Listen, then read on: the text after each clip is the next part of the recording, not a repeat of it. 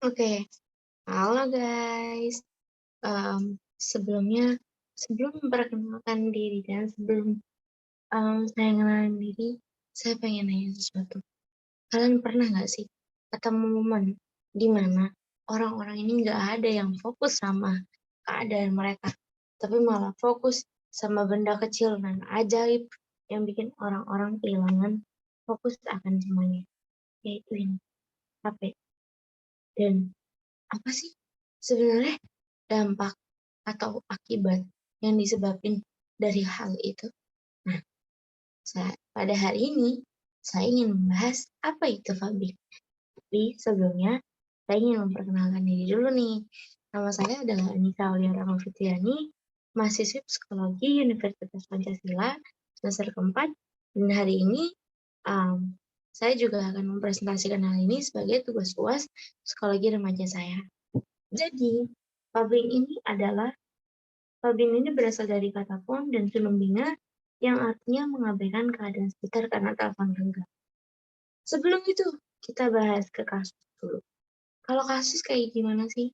Jadi misalnya, kayak aku aja deh, dari kasusku ya. Aku kan ke kampus itu kan naik kereta. Sepanjang kereta tentu itu bukan perjalanan yang sebentar, yang 1-2 menit dong. Itu kadang bisa bisa memakan waktu yang lama, lebih dari waktu yang biasanya bisa aku capai, yaitu 10 sampai 15 menit. Dan berapa sih keadaan yang bisa dibilang kayak keadaan itu tuh sebenarnya disebabkan karena orang tuh sadar. Itu tuh dikit, minim banget.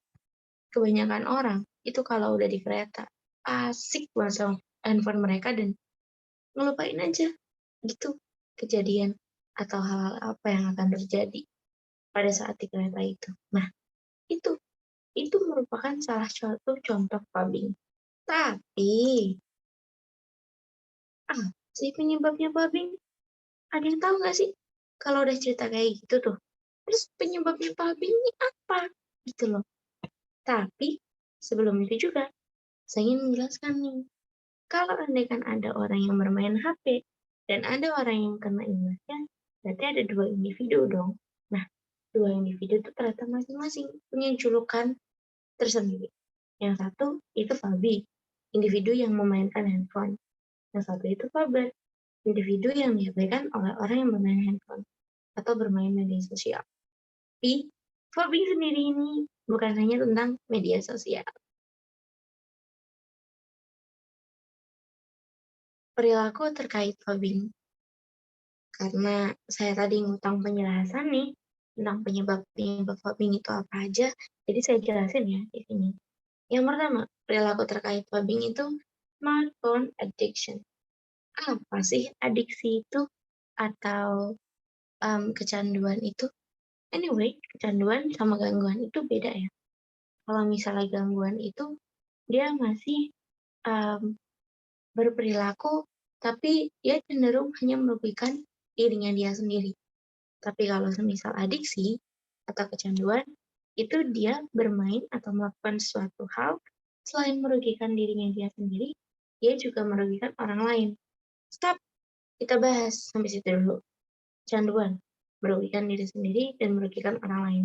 Artinya, kecanduan smartphone di sini adalah keadaan di mana orang ini selain merugikan diri sendiri akibat bermain HP, dia juga merugikan orang lain akibat bermain HP-nya. Misalkan, oke, kalau misalnya dia cuma nggak makan, dia cuma nggak mandi. Tapi gimana kalau karena kecanduan gadget ini, dia tidak membantu orang tua, mengabaikan hal sekitarnya, bahkan ada sesuatu pun atau kebakaran pun dia bisa jadi abai. Gitu. Perilaku ini jelas nih, mengganggu banget orang-orang di sekitar. Yang kedua, penyebab atau perilaku terkait pubbing itu ada PIO atau internet addiction. Jadi, pubbing ini kan adalah suatu hal atau fenomena atau perilaku di mana orang-orang ini abai dengan keadaan sekitarnya kan. Nah, ternyata salah satunya itu disebabkan oleh internet addiction. Kenapa bisa dibilang seperti itu? Karena di internet itu kita bisa menjelajah banyak banget hal tanpa adanya batas waktu kecuali kuota. Karena kalau orang nggak ada kuota, nggak mungkin sih dia bisa bermain internet.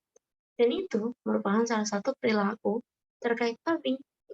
Yang ketiga dan yang keempat adalah PSMU dan Pogo. Apa nih istilahnya nih? Asing ya? Benar, asing banget dan jarang orang tahu. PSMU itu adalah social media addiction, sosial gangguan sosial media, dan Pogo itu adalah online game. Bentar, bentar, bentar. Pasti ada yang nanya nih, kok online game kak? Kok bukan game doang? Karena jarang orang yang kecanduan hanya game doang, selain dengan aksesnya dia yang terbatas, kalau dia bermain game bukan secara daring, itu tuh rata-rata kalau misalnya levelnya udah selesai, udah stop sampai situ aja. Dia nggak akan kegangguan.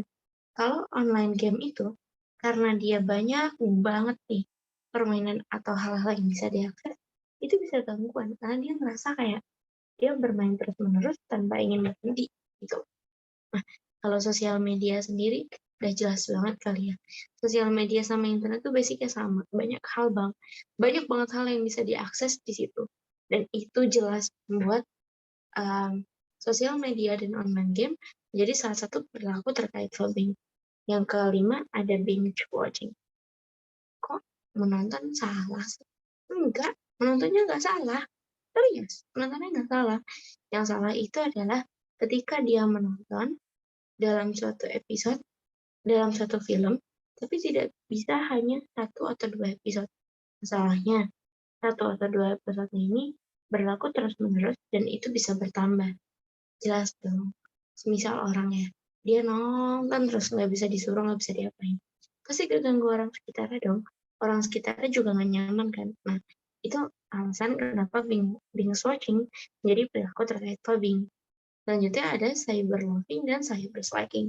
Jadi kalau cyberloving uh, jadi kalau cyberloving ini itu tuh mencari terus-menerus tapi masih berkaitan dengan hal yang dicari. Misalkan kalau mahasiswa seperti saya cari penelitian, ya nggak bisa nih fokus pada cuma satu jurnal aja. Dia bakal terus dan terus mencari jurnal lain sebagai patokan.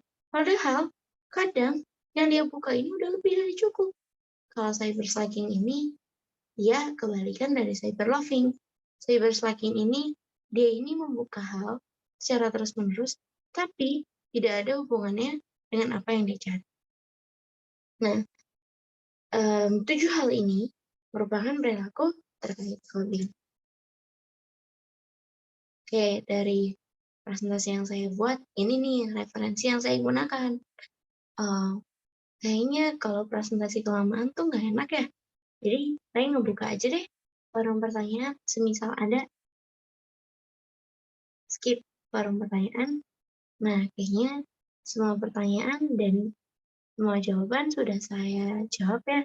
Kalau gitu, izinkan saya untuk mengakhiri presentasi kali ini. Terima kasih atas perhatiannya. Assalamualaikum warahmatullahi wabarakatuh. Oh iya, mungkin saya akan drop kontak saya untuk tanya-tanya lagi para remaja nih yang mungkin pengen tahu seputar permasalahan remaja yang ada. Kalau kita tentang phobing, boleh kok diskusi sama saya. Sekian presentasi dari saya. Maaf apabila ada salah kata. Assalamualaikum warahmatullahi wabarakatuh. Terima kasih.